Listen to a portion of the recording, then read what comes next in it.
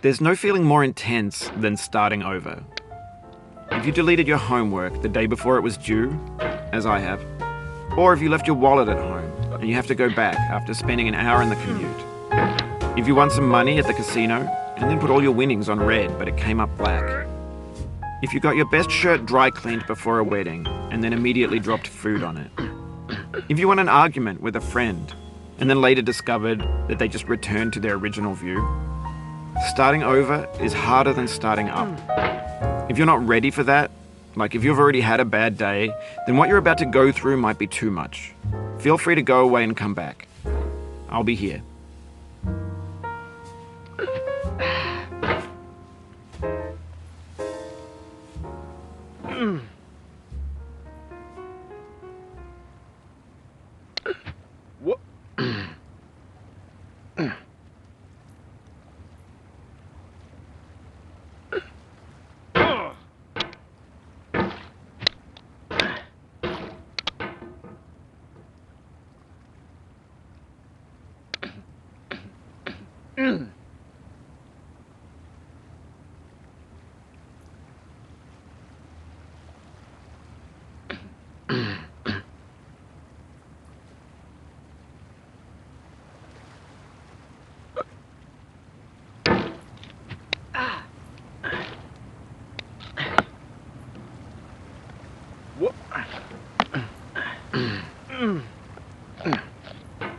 Alright, thanks for coming with me on this trip.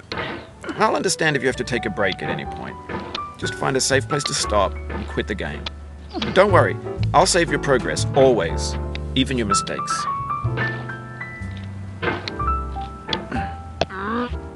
This game is a homage to a free game that came out in 2002, titled Sexy Hiking. The author of that game was Jazuo, a mysterious Czech designer who was known at the time as the father of B games. And B games are rough assemblages of found objects. Designers slap them together very quickly and freely, and they're often too rough and unfriendly to gain much of a following. They're built more for the joy of building them than as polished products.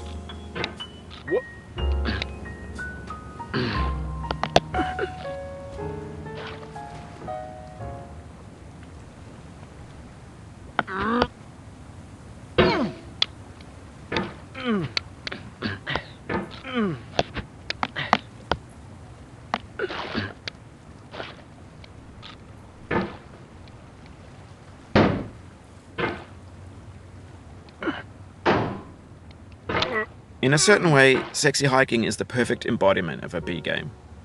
It's built almost entirely out of found and recycled parts, and it's one of the most unusual and unfriendly games of its time. In it, your task is simply to drag yourself up a mountain with a hammer.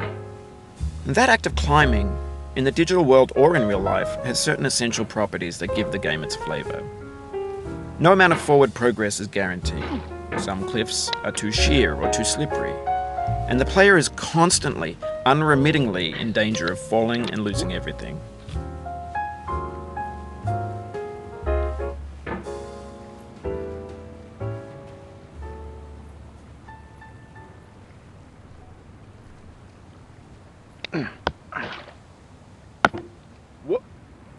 Oh, you just lost a lot of progress. That's a deep frustration, a real punch in the gut. No.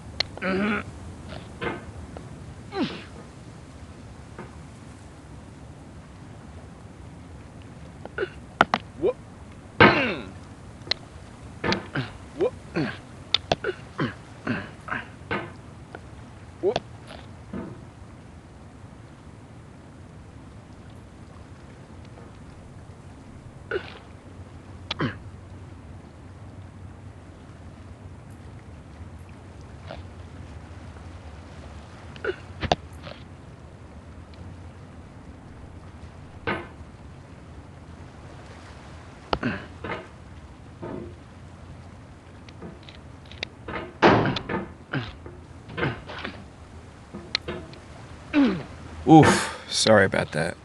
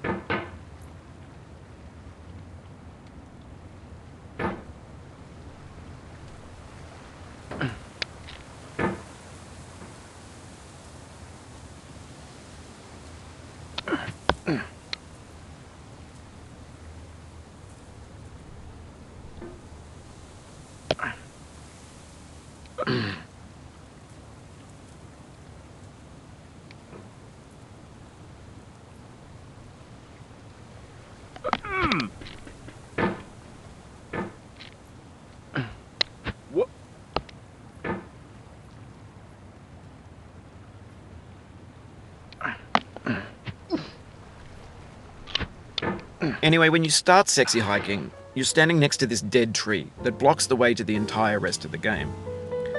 It might take you an hour to get over that tree, and a lot of people never got past it. You prod and you poke at it, exploring the limits of your reach and your strength, trying to find a way up and over. And there's a sense of truth in that lack of compromise. Most obstacles in video game worlds are fake. You can be completely confident in your ability to get through them once you have the correct method or the correct equipment or just by spending enough time. In that sense, every pixelated obstacle in sexy hiking is real. The obstacles in sexy hiking are unyielding, and that makes the game uniquely frustrating. But I'm not sure Jazzuo intended to make a frustrating game. The frustration is just essential to the act of climbing, and it's authentic to the process of building a game about climbing. A funny thing happened to me as I was building this mountain. I'd have an idea for a new obstacle, and I'd build it, test it, and it would usually turn out to be unreasonably hard. But I couldn't bring myself to make it easier. It already felt like my inability to get past the new obstacle was my fault as a player rather than as a builder. Imaginary mountains build themselves from our efforts to climb them, and it's our repeated attempts to reach the summit that turns those mountains into something real.